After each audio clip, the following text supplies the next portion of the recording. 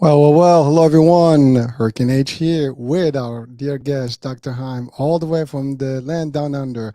This is your Climb to Your Prime with Dr. Heim. We've we've skipped a couple of months, Doctor, right? I mean, I now take full blame for it. Yeah, it's been a while, Hurricane, but then coming back together and doing this show again is just that much sweeter, and we'll enjoy it that much more, and we'll get back into the groove that we always want to be in.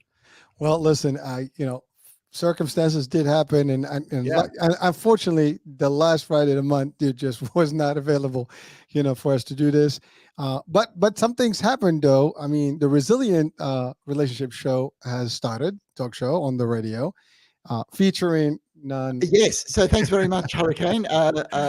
Thanks to your radio network, Dr. Caroline Heim and myself are here. At the moment, we're doing it monthly, and it's the Resilient Relationship Talk Show. And we're talking about all relationships, from love relationships to friendship relationships, long-term relationships, and even relationships with fellow students and work colleagues. Well, it is, it is available on the podcast. So that's one. It is replayed on the radio. It is also on the Resilient Relationship Talk Show Yes. podcast. You can look into, Spotify and all the stuff. It's all over the place, literally. And we have it on the network. And again, catch a new episode once a month, going forward.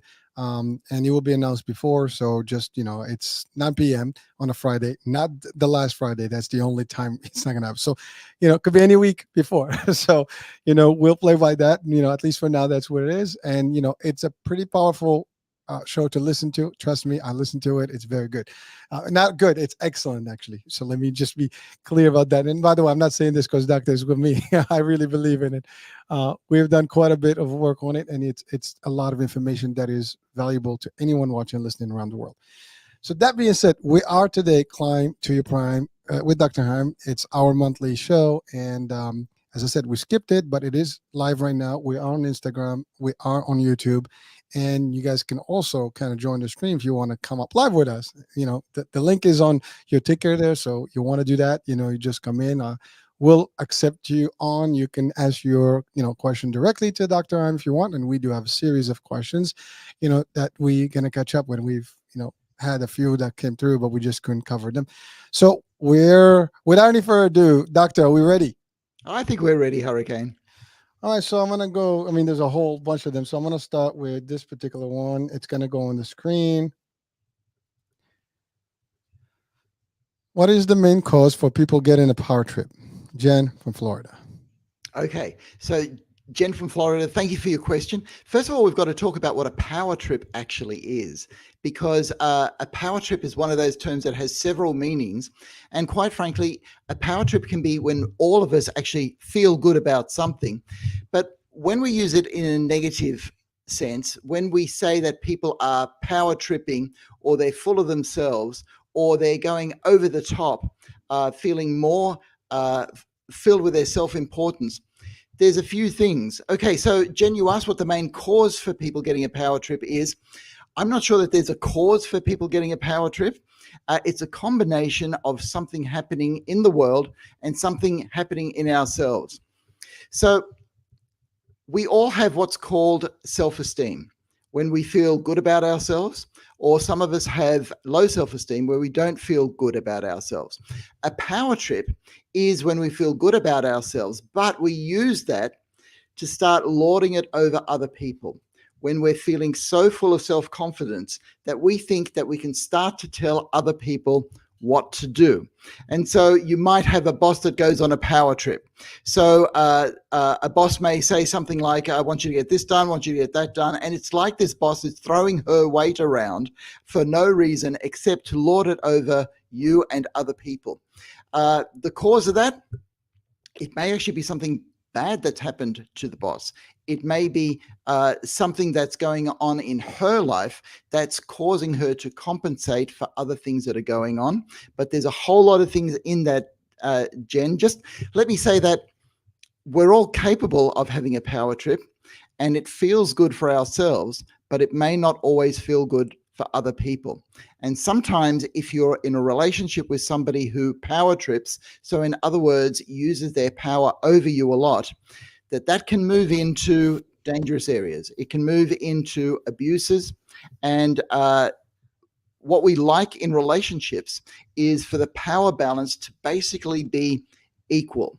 Now, two people will actually find that, but every now and again, somebody will want to assert their dominance on another person.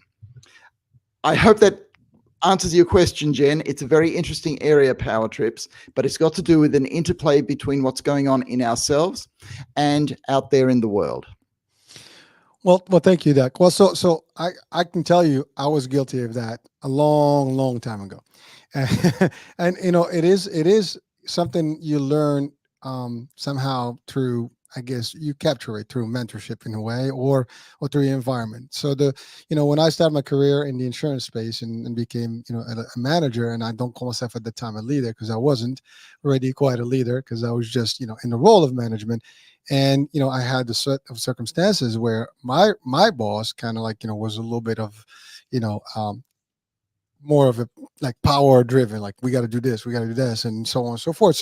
So to me, to impress him and get the job done and not lose my job, I kind of took that literally, and I started kind of using some of that, and until I realized that that was not me, and that was not a drive, and it was not something that it was not necessary to even go there and have that I'm the boss, because technically you are in the role that you're in. People know that. You don't have to prove it to anyone. So it was an interesting phase, and it was a small time in my life. So after that, as I became more mature in my leadership, now I became more of a leader. I've trained people, and I say to this day, people get it because they think that I need to prove that I'm the lead. I'm the boss. Basically, that's what it is. And it gives you that little ego, and it's really driven by that as much, and or by the lack of confidence in self. I think that's really what it is, because technically that's all there was. Like you want to prove that you are in charge, but you are in charge by default. So it's something that a lot of people make as a mistake when they first get into the role of supervision, and that's Yes. about it. Yes. So that's right there, Hurricane. You articulated the combination of what goes on in the world and what goes on inside ourselves. Because what goes on in the world is you've been promoted to a managerial position, you've become a boss or some sort of a leader, and that feels good.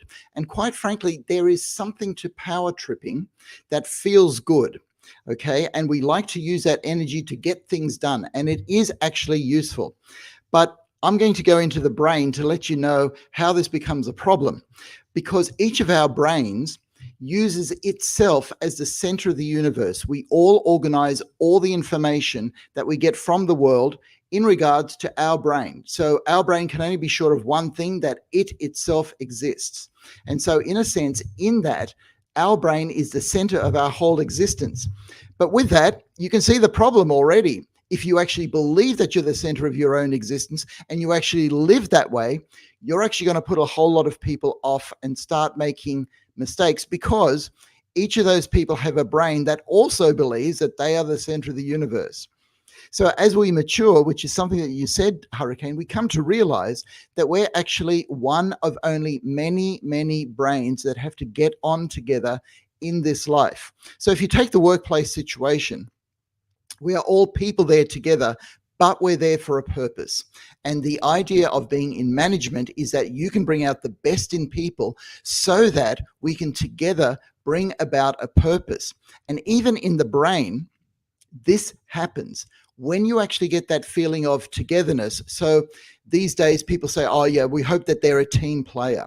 Why do you want team players in at work? Because when you build a team, you're actually able to feel a sense of belonging to an organization, and that releases beta endorphins in each of the brains so that we all feel that we're part of something bigger than ourselves, which actually leads to more productivity. And in the workplace, that's what it's about. It's about being productive and being effective together as a team, even if there are managers there. And you're right, doctor. Thank you. And frankly, it didn't take long for me to realize that was Yeah, not, yeah. the protocol that you're supposed to be. And from that point on, I've trained leaders, and I really talked about this a lot in training, especially train management, is that, and I believe there is a boss and a management and a leader are multiple different things. They're not the same. And really it's more of, as you said, you build a team, you're part of the team. It's really you're only as good as they are, and so on and so forth. So you can't do it. And the other thing I was going to add is that I think, unfortunately, the power trip is not just when you're in the business, aspect. I mean, Yes. if you give someone a security, guard, role Yes. in a venue, they become, they want to, use power and authority. I think there was an experiment that, when they had, folks that were common folks that, given the role of inmates, and I think Yes. so that experiment really showed exactly, like, anyone, you give them a uniform and a role, and they just convert into that role, and they become whatever that is. And if it means authority, and you are challenging that authority, I think people tend to use that power, and they get into an excessive power trip. Yeah, you're so right, Hurricane. And the study that you're referencing is the Stanley Milgram uh, prison experiments at, I believe it was Stanford University in the 1970s, early 1970s. Very controversial findings because, on the one hand, it revealed a part of our character that is actually very distasteful. That we could actually, just by being given a role, start to work out that role so well that we actually start to harm other people. And that's something that we have to keep in mind in ourselves, that although we like to think that human beings are all towards the good and the loving, there is the part of our hearts that can go towards the evil and the darkness. And it's all of our jobs to keep that in mind so that we don't go on power trips on other people, because that is exactly what that experiment showed, that if we are given the role of a prison warden, we will start going on a power trip to use power over other people. And doctor, you're right. It may feel good to a person, but it doesn't feel, because the ones that are being, I guess, on the receiving end, they tend to have, you can cause problems for these people. You can cause illnesses. You can cause mental Yes. stress. You can cause hardship at home, talking about relationships, because they go home like they're straight. Listen, I've had some of my folks then, that we became friends over the years, and they Yeah. told me, like, I've even sent someone to the hospital, not by intent, but because they were stressed out, Yeah. and so that is not something you want to, to be in, folks. It's something that, if you can avoid it, please do. That's just my little, nugget there. Well, that's um, right. That's right. So, a good analogy is actually what happens on a football team. A football team is like a business. You've got to work together, but there's still going to be a hierarchy. You're still going to have a quarterback who's calling the shots to organize everything in the space so that everything goes the way that it needs to. So it's not as though we're all equal, but we're all working together in the roles that we've been given, that we're doing the best. And ideally, as you said, Hurricane, we're not there to stress each other out. We are there to facilitate each other's goodwill and good talents so that we can actually get the most out of each other. Because on the one hand, we provide a function and we fulfill a role, but we're also people. And that's the amazing thing about being a human being, that we get to work in between these two areas, our function and who we actually are as people. And we have to be cognizant of both to get the most out of us so that this world can start heading in the right direction. Well, thank you. That there's one thing that I use as an example, which is the military, right? Yeah. We're all soldiers at different ranks. So basically, you might have a certain rank, but we are still doing the same work as a team. Yeah. Again, I use that, in leadership training, a lot of military, analogies and things like that. But really, it does, when you're talking about, like, I tell people, I'm still a representative, just like anyone on my team. I just have a higher rank based on my expertise and time in the business. That's all there is. But we can do the same thing, and I'm just as equal as you in terms of the work we do. And you are just as important to me in terms of the operation. If I can't do it by myself, you have to do it, as you refer to as the concept of team. Yeah, that's right. And Hurricane, it's very interesting because I've worked with a lot of people who have war trauma and have been part of the military and have come back with what we call PTSD, post-traumatic stress disorder. And soldiers do very dangerous work. Their lives are on the line almost every day. But what I found really interesting was a lot of the trauma that people had nothing to do with the work that they were doing.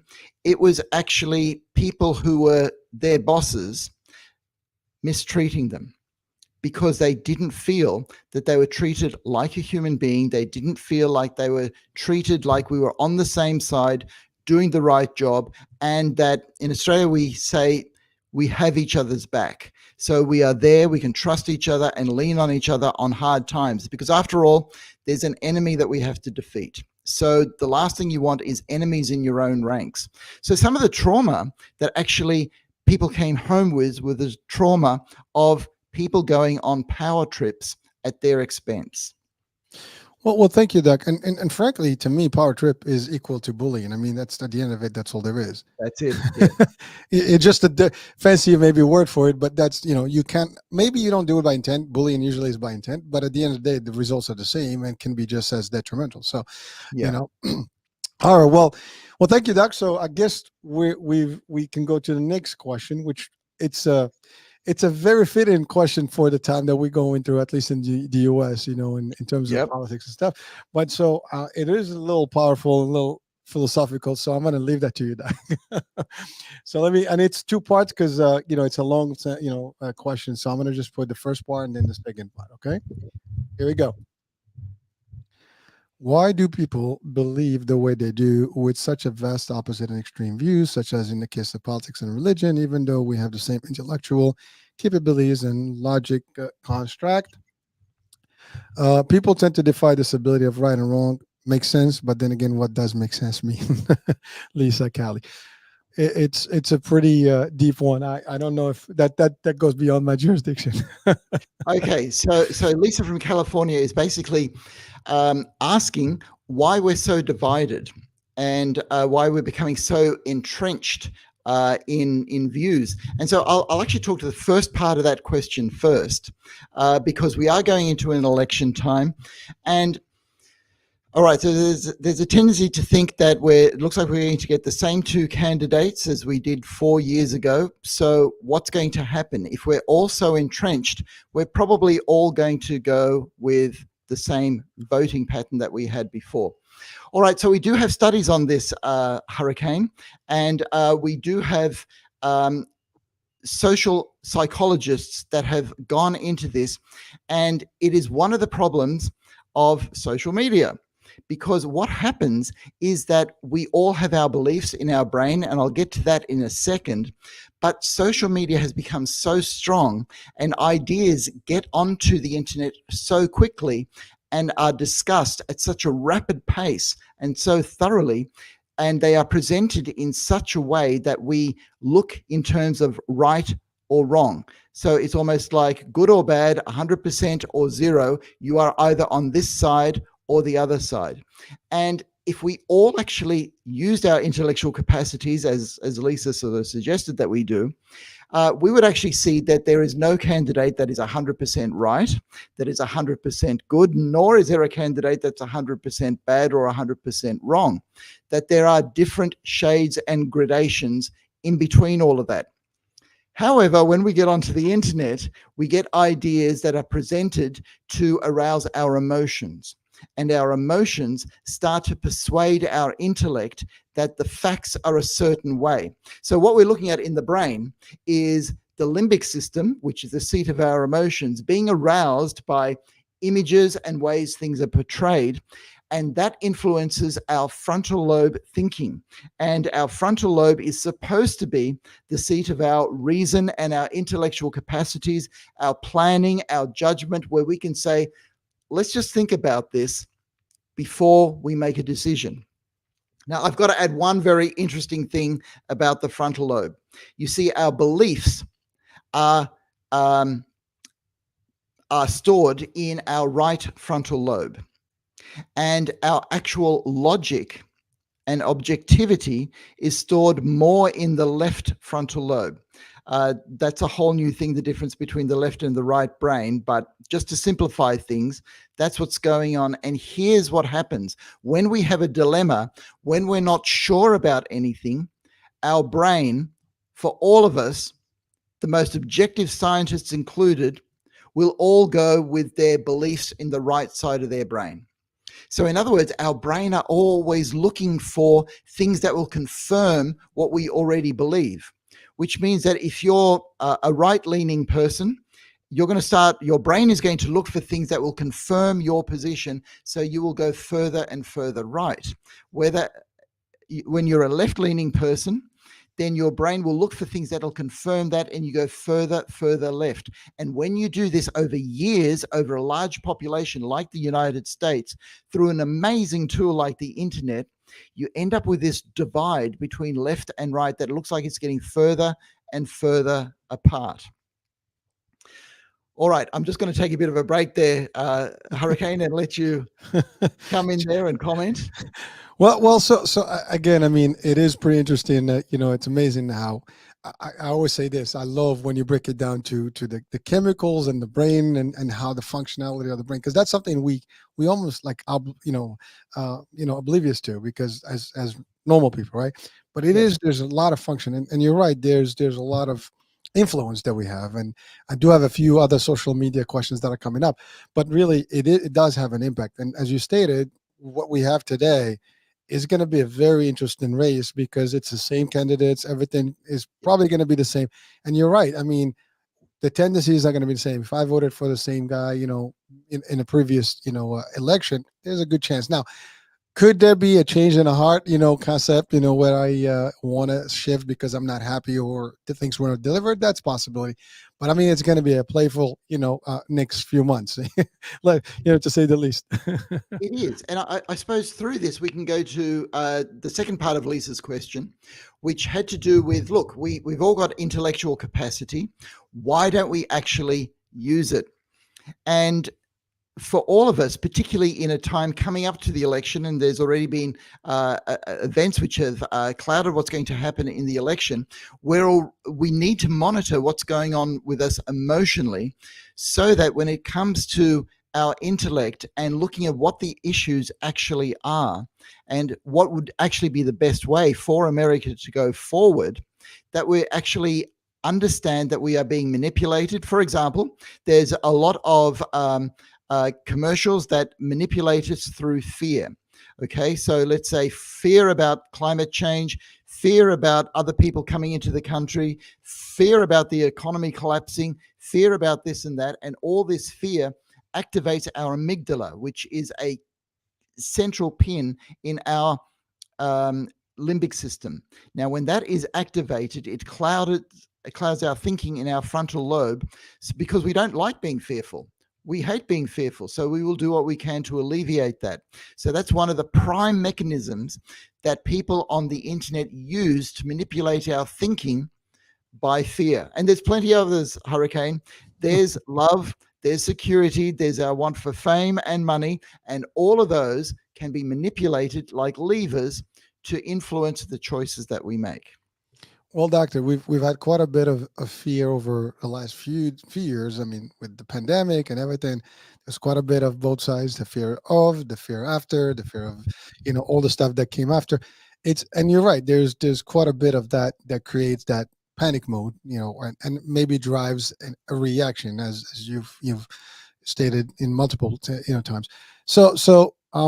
Yeah, I mean, again, we will have to wait and see how it works, and hopefully people can make it. And by the way, as you said, we do have capabilities. Everybody's got the same capabilities to a degree. I mean, yes, somebody can argue the idea that someone is more intellectual than other, but that's I mean, it's a give and take. I mean, I'm not 100% sure that's the case. I think everybody's got intellect. They just tap in or not tap in, I think, to a degree or not, and that's all there is. There's always that connotation that someone is a lot more intellectual than others, and maybe because they read, they do their research and stuff, and someone may just be literally, as you said, just focusing on what's being told as opposed to doing their own research. I think that's the biggest problem in today's society, is that people tend to not to do their own research. They just like it easy, they take it for what it's worth, and they just make an assessment or even an assumption and a decision based on that, and that's all there is. That's true. But since the word fear came up so strongly, I actually feel the need to give people some techniques to stay on top of that, because fear is a very primordial driver in our psyche. We will do what we can to stay away from it. And fear is through internet messages rather than things that are actually going on in society. It's actually an amazingly safe society that we live in at the moment. Okay, so the big word is chill.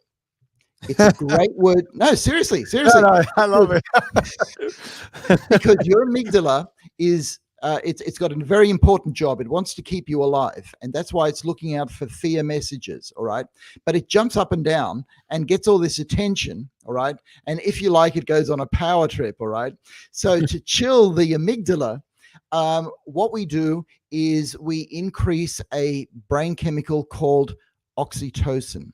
And oxytocin is actually a brain chemical that will actually surround the amygdala and tell it to chill. So, where do we get oxytocin? We get oxytocin from trusting each other, from hugs, from smiles, from talking and sharing that experience of being human. So, if you're talking to somebody who, let's say, is on the opposite end of the political spectrum to you, but you can tap into that idea of, hey, we're both just trying to get through this thing called life together, and we're not too different. All right. We all have people that we love. We all have relationship problems. We're all trying to express ourselves in this life. We all want to enjoy life. So if we can just chill together by a few words, a quiet handshake, or a little hug, the brain actually says, hey, there's another human being I can trust. So you know what, amygdala? Chill. If it all goes wrong, we're still part of the human race. And that's a very important feeling to keep, Hurricane. Doctor, what I get from there is just chillax, people. Yeah, I just wanted to say that, but we hear that all the time, right? We pay no mind, but really that's actually a medication. It's like it's a medication for our hearts and spirit. I mean, I think it makes life a lot simpler for all of us if we actually use the concept. So, Doctor, I'm taking it from you. So that's it. I'm gonna keep spreading the chillax moment. Oh yeah. Oh yeah. No, you keep things chill, right? And you do that by exactly what you're doing right now, Hurricane. Bit of a laugh, a smile, warm eyes, and keeping people engaged. And when people see that and hear it and feel it, they go, you know what? This world's not such a bad place. And it comes down to these little things, but it is actually, that's how it works in the brain. Well, Doctor, over we're all in the fourth year, so a lot of this has repeated itself, and really, you said it, many times. It is a beautiful world if we look at it that way. It is beautiful we apply correctly. It is beautiful if we know that there's other lives that are shared, sharing with us this particular universe of ours, and we can do it together with a smile and happy and a hug and so on and so forth, as opposed to hating each other and just cursing each other and getting angry at all times. So now I get it. Life, stresses are happening around us left and right, and they cause damage, and obviously they affect us. Some of us more than others, and our resilience can be, put it to check, depend on how well you have, your way. Yeah, that's exactly right. So I'm going to get really practical All right. and give a tip as to how to get that feeling with another person. Okay, and it's just two words: listen and ask. If you ask questions and just listen to another person without butting in with what you have to say, then an incredible feeling comes over them. They sort of go, "Hey, this person's not fighting me. In fact, they actually want to understand me. Why is that?" And then their brain will actually feel it's because it's another human being. And we all actually want to be understood and accepted. But we live in a world that's encouraging us to express ourselves assertively and be understood and be accepted rather than to understand and to accept. So if you can understand and accept first, and that's done by listening and asking questions, then you will start to make friends even out of political or otherwise enemies. Well, thank you, Doc. Two words, folks. Not difficult to operate with. All right. So, well. Listen, we're halfway during the show today. So, folks, just a reminder: we are live. So, join the discussion, please. Comment. We're on YouTube and Instagram, as well as you. If you wanted to join us live, you can come into the stream, and we'll bring you on to ask directly, a question to Doc. And if not, just remember this is a recurring show once a month, the last Friday of the month. I mean, I know we had a sabbatical, but we'll be solid going for the next few months. So now, Doctor, we ready for the next question? I think we're ready. All right. So this is I guess it's the same. It's going to touch on this, but let me put it up. Probably a couple of sections here. First, why do I feel the need to live my life based on everybody else's expectation? Why can I not just live my life the way I love it? I feel so much pressure by everything around me, media, friends. Uh, Hold on.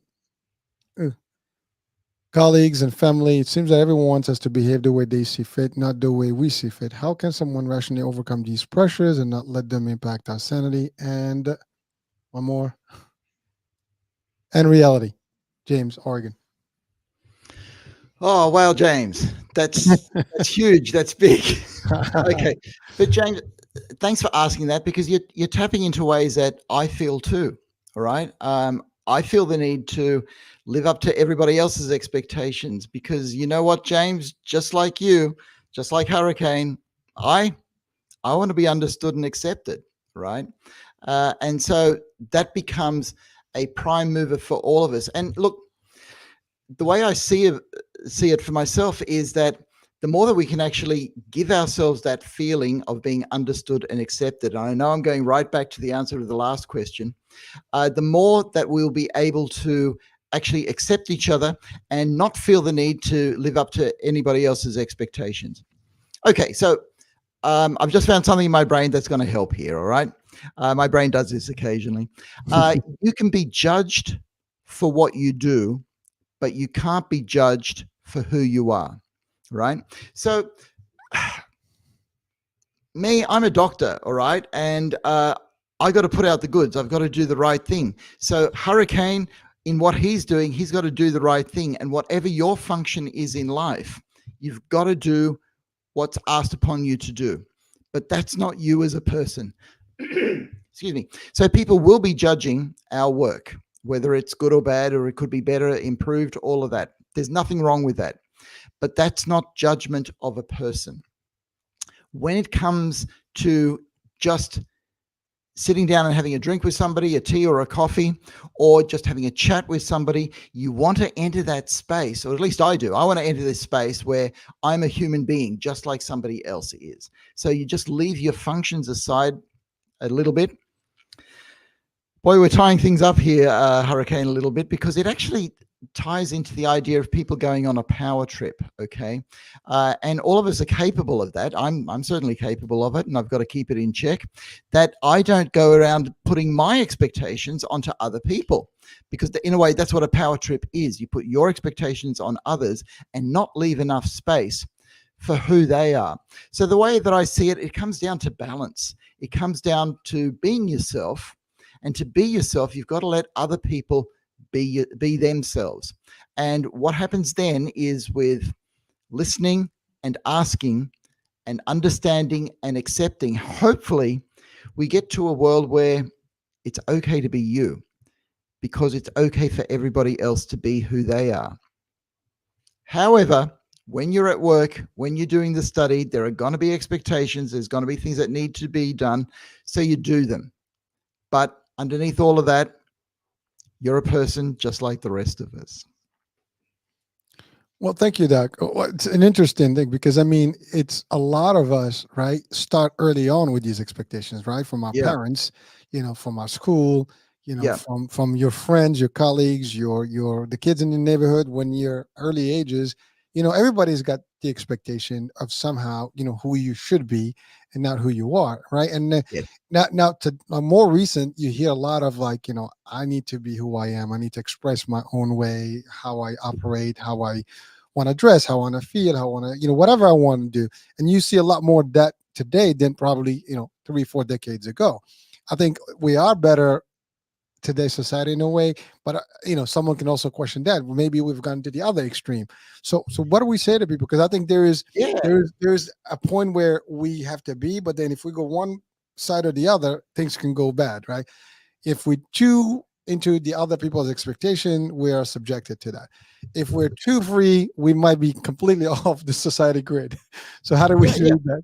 Yeah, no, that's exactly right. So you're talking about the origin of expectations, and you started talking about, first of all, our parents, then we Mm. talk about teachers and other people. But you see, here's the big thing, Hurricane. Over the last couple of decades, expectations more and more are coming from social media and the internet. And we like to think that the social media and the internet are other people's expectations, but it's actually not. It's a beast unto itself. It is something where we have created the appearance of what we think expectations should be. So you talked right there about a big one where we're expected to know who we are and to live out who we actually can be. All right. So, in other words, we're actually under more pressure to be ourselves. And the result of that is we're less able to be ourselves. So there is a distinction that I find useful. And so I just want to share that to see if it makes a difference for people out there.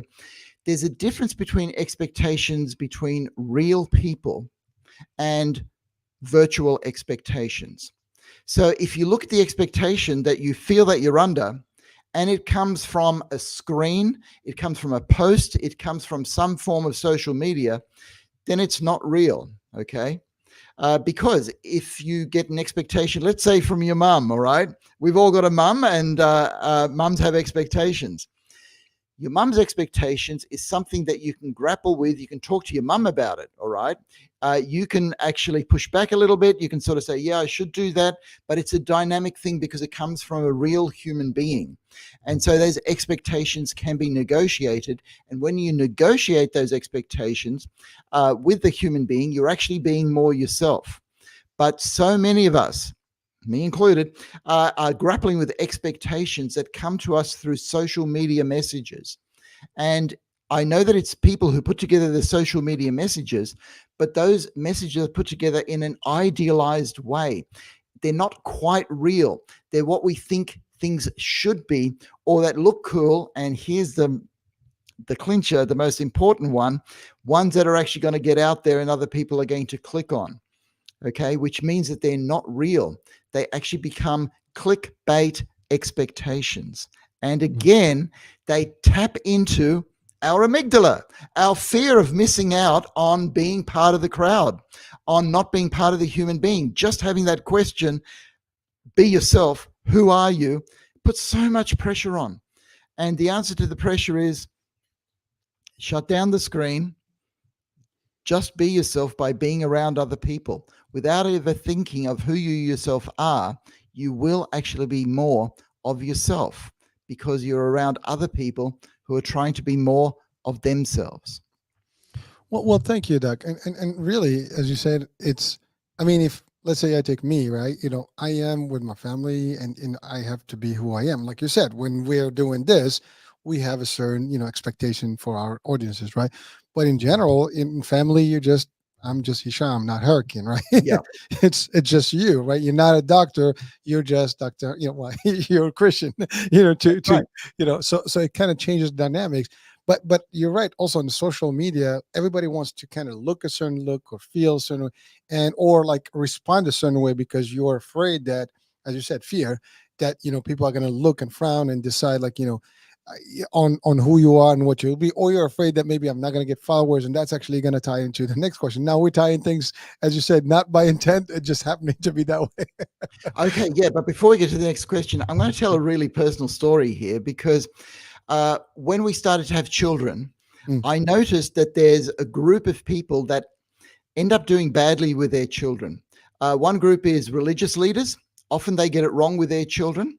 And the other group is psychiatrists because they feel they've got to get it right with their children. And both of those groups of people think that they know all the answers. And if you do that to your children, come across as somebody who's got all the answers, then you're actually going to come across as fake. And so we're doing a bit of it now because, you're asking me questions and it sounds like I've got the answers, but I'm a person just like anybody else. So when it came to being a father, I decided that I had to let my children know my weaknesses and all the problems that I had as well. Well, maybe not all of them, okay? But they got to see they got to see my anger. They got to see things that I was insecure about. They got to see things that I was unsure of because I wasn't being a psychiatrist. And by doing that, they're able to see that I'm a real human being.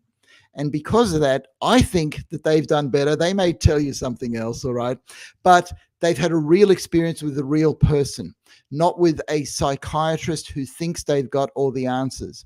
Because in the end, Hurricane, this is just a function for me.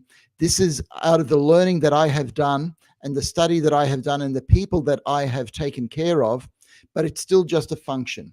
Part of me is very different from this, just like you, Hurricane. Well, Doc, that's an interesting one because it is a tough one to be actually a father in your capacity. It is. Because I remember you and I had that question a couple of months back when I said, how do you, I mean, it's hard for you when you operate with people, you pretty much, you can analyze everybody at all times. And, I love what you said. You got to spend some time with someone to be able to analyze their character and stuff like that. But at the end of the day, when you talk to a psychiatrist, this happened to me in my first show, like, with a psychiatrist. I wasn't sure what the expectation would be, and it wasn't you, doctor. But it was just like I wasn't sure if this person's gonna try to read me and try to figure me out. So but then I got to the point like I'm just learning here, so it's okay to be who I am and just ask. Oh, it's totally okay to be who you are, right? But imagine if you had a father who was reading you all of the time, who was analyzing what you were doing. Oh my gosh, I think that would be horrible, So when I'm at work, I'm a psychiatrist. But when I'm at home, I'm a husband and a dad. Okay. And that's got some good stuff with it. It's got a few problems with it too, but I'm a human being just like anybody else. Well, Doc, so this is going to be a little human, but you're a doctor, your wife is a doctor, both have psychiatry background, so that's a pretty tough one, man. I know you're doing good with that relationship, but like it's like analyze this, analyze that. I mean, it's amazing. Like you guys work the brains more than the average person does, or the average couple. I know sometimes we have to stop at Hurricane. Yeah.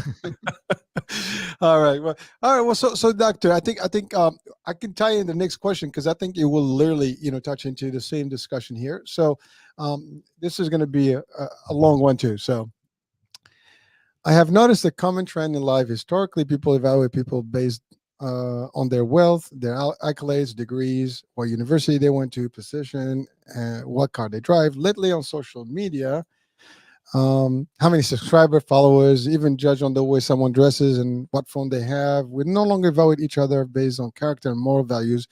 Why is this happening? Is there a psychological process that is behind this everlasting phenomenon? Is there a rationale behind it? Damien, New York. That's a long one. Okay, it's a long one, but it's actually a very relevant one because it does tap into what seems to be the theme of today. Well, for me anyway, Hurricane. And the theme is sort of, who are we really? How can I be myself? Okay, so there's a few things. Firstly, so what Damien was talking about there is it's like we want to give our CV, right? And when somebody asks you who you are, you actually don't want to give a CV or a resume or the things that you've done. And traditionally, there's been a problem with people seeing who they are tied up with what they do. Right. And look, in the hospital that I'm working at the moment, they've got these lovely posters that says, I am not just a nurse. I am also a husband. I'm also a teacher. I like going for bike rides and I can play the flute as well. So all of us are not just our functions. What they don't write on there is I lose my temper occasionally. Sometimes I feel really bad. I get lazy and all of those sort of things, but that's all part of us as well. And I suppose we live in a society, and I'm actually not sure if it's gotten worse. Because even in the Middle Ages, what counted was your rank, where you are socially. It's just that we couldn't move as much in the Middle Ages as we could now, whereas now we can all apply for jobs or try to change. But it's the same old problem. The problem is, are we what we do, or are we who we are? And so we're making this distinction to keep apart what you do as a person, because because you've got a degree or you've achieved something in life, that doesn't actually make you a more valuable person. What actually counts as a person is who you are. All right, so I'm going to go back to Marcus Aurelius, who is a Roman emperor from the 3rd century, who said, look, I'm an emperor, and last week there was a baby that died at 3 months old. We are equals because we were both part of the human race. And he knew that he would be remembered because he had all the accolades and the baby wouldn't be remembered. But he tapped into something that's important for all of us, and that is we are all part of the human race. And in the brain, this feeling of being part of the human race, feeling belonging as part of the crowd, is mediated by the brain chemical beta endorphin. So when we laugh together, Hurricane, or when we're in a group, or let's say you go to a sporting event and you're there cheering your team on, or you're in the mosh pit of a concert and you feel, hey, I'm part of something. That's all mediated by beta endorphins. And it's that brain chemical that helps us feel that we are part of the human race. So Damien in New York, whatever is on your resume, on your CV, the most important thing for all of us is being part of the human race. And that means being able to work, but also love and play. Well, thank you, Doc. Well, so here's the thing: a lot of people judge people for what school they went to. This is real. I mean, It's people very real. will look Very real. down on you if you know. There are people that ask you like, "What kind of education do you have? What Yes. school did you go to?" You know, and they look at like, for example, in the States, if you haven't gone to one of the elite schools, you kind of like out of luck. Like people look down like you're not smart enough. I mean, Yep. it's just a fact, right? And actually, that's around the world too. Like you go to a Yep. certain school, you get a little bit of maybe like a clout, right? As opposed to if you went to a community college. And now again with today, I mean, maybe that was true years back.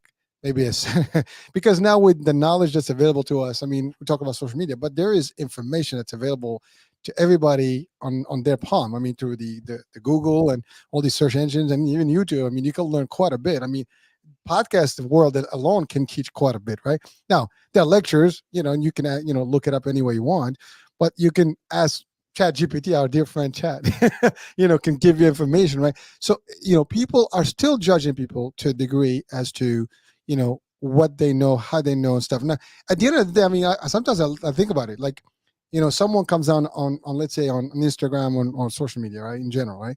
And they put some information. Well, they just did the research. They might be an expert in it. They do it. I mean, you and I, we're talking about this.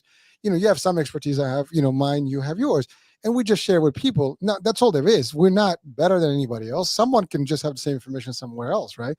But people will still look and try to put that correlation. Like, well, this one is super smart. This one is not. This one is. Sometimes they even go down to idiot and maybe cursing or insulting people. And it's really demeaning to someone when you kind of ask them that question, like, or sometimes they even, I can tell you, someone asks, what is your ethnicity? Where you come from? And he's like that's supposed to be, make you less inferior or something, and that can tie into race and all that stuff. But the fact of the matter is, it's not, true, but historically we've had class systems and today is just different. I mean, like in this particular example, well, someone with 10 million followers as opposed to someone who's got 100 followers, right? Now, here's the thing. Some of the content, some of these folks may not be as valuable at all, but it's just entertaining. And some of the people that may have less following, they might have super, knowledgeable information and, resourceful stuff, and nobody's caring about it because they don't want that. So it changes dynamics in our society today, unfortunately. And how do we balance it? That's a problem. I think that's a big one. We're not going to solve it, but but in your opinion, how do we at least maybe tackle some of it so we can get over it, get beyond it? Okay, that's really good, Hurricane. And what you're saying is right. And um, maybe things are worse today, but I think because human beings are still the same that they were thousands of years ago and have the same brain and the same will and the same desires, that we're actually coming up against the same problems. But we now have this thing called the internet, where it's laying bare things a lot quicker and for us to see. So, okay, so we're going to get into an area where we're actually going to be judging people who judge other people, okay? Because that's part of what's happening. Well, how are we going to do that now? We're All right, just all right, falling into the trap. all right, okay. So if you were to marry somebody, okay, um, you won't be looking at their CV, all right? You won't be impressed by what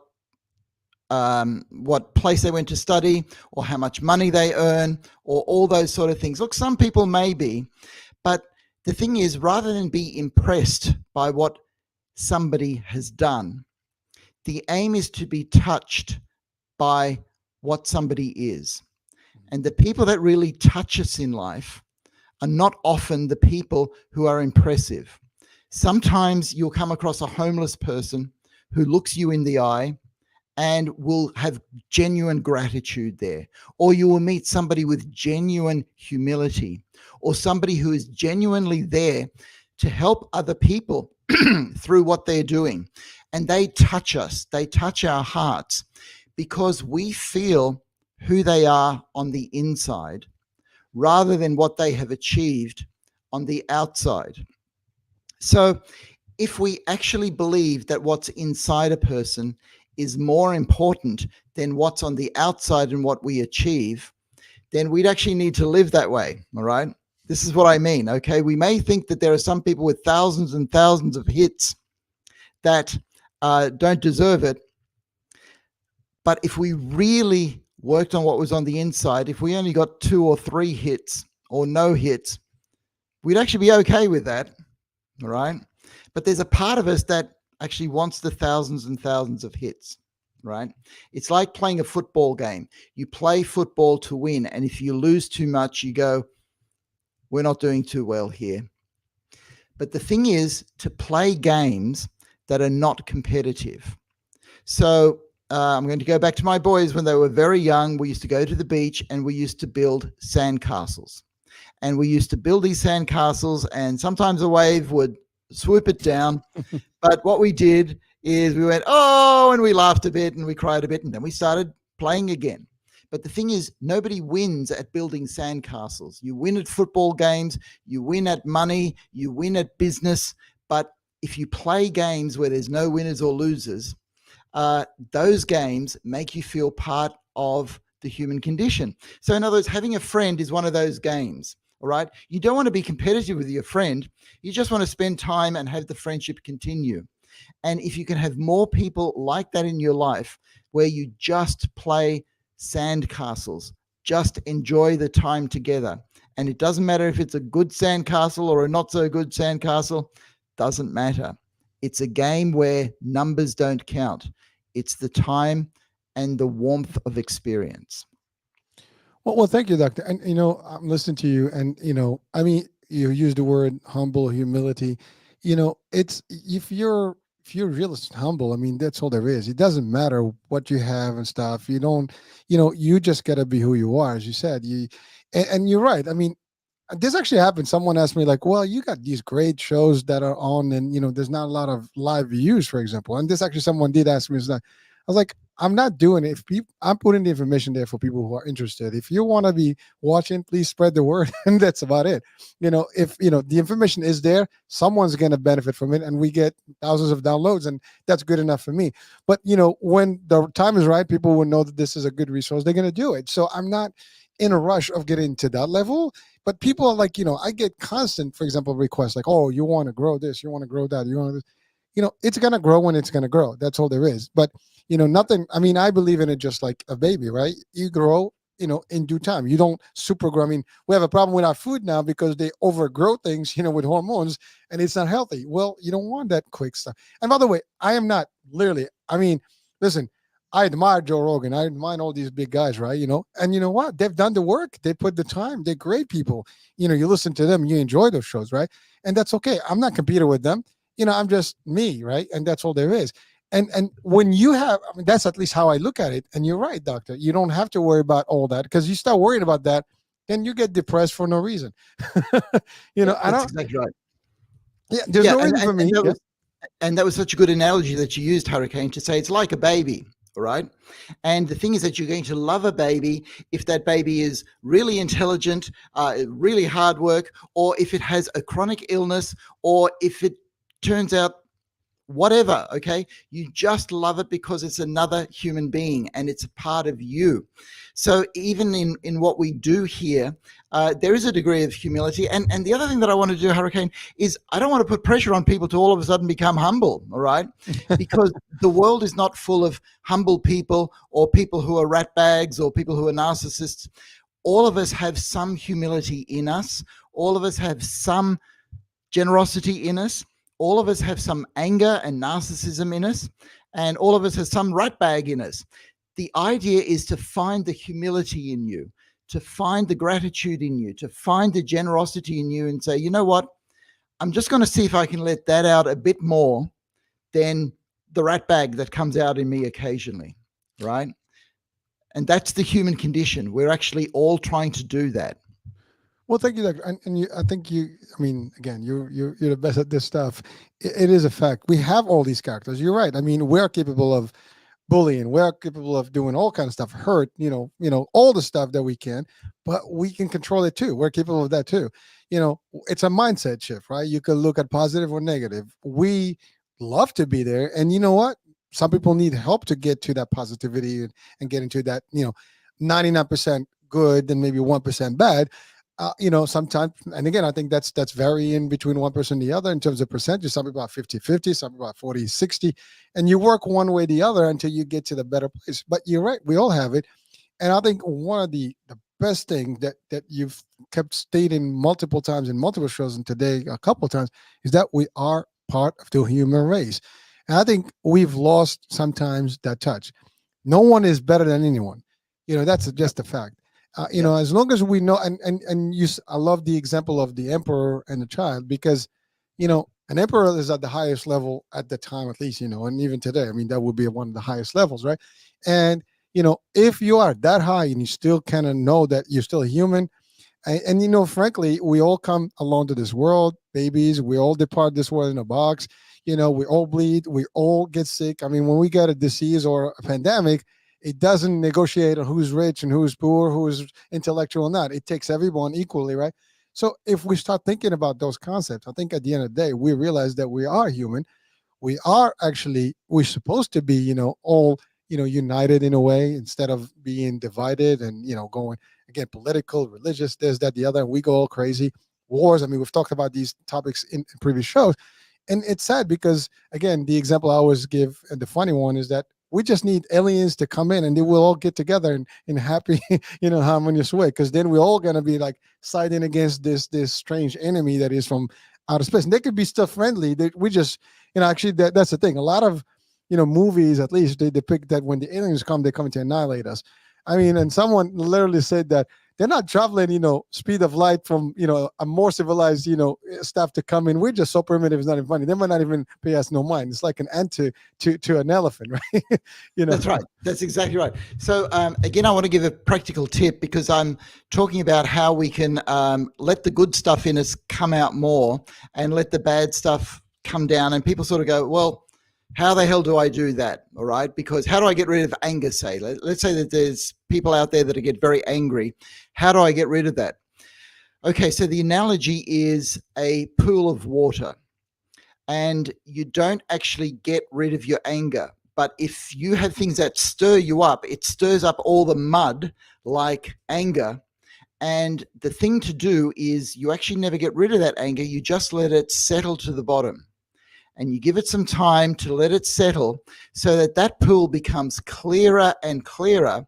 Then what comes through is a lot of light and a beautiful, clear rock pool that other people go, hey, that's a lovely pool.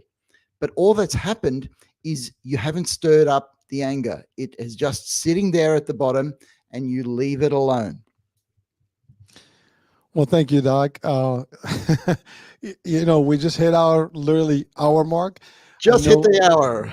We hit the hour. I got a whole bunch of other questions we haven't gone to, but certainly, I listen. I always enjoy these shows, and specifically yours. I learn. Actually, I refer to it in a lot of places, a lot of times.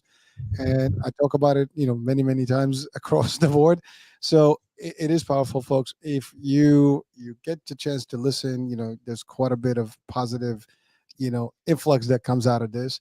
I'm not saying it because it's our show, but really, I believe that information is valuable to anyone that can listen to it and watch it. Catch the next one next month, end of the month, last Friday of the month, and that's about it. So, Doctor, anything to close our show with today? Just that it's nice to be here again, Hurricane. It does seem like it's a while, but this is our human contact, and we get to have a bit of a chat and kick around some ideas. And I agree. I think people will find them useful, and we are encouraging people to be part of it, to listen, to ask, so that we can understand and accept, so we can all get through this thing called life together. Well, thank you, Doctor. Thank you, folks, for being with us, for enjoying, for watching, for supporting. And we'll be seeing you and talk to you hopefully live, or you can call us or join us next time. So until then, we'll see you. Bye for now.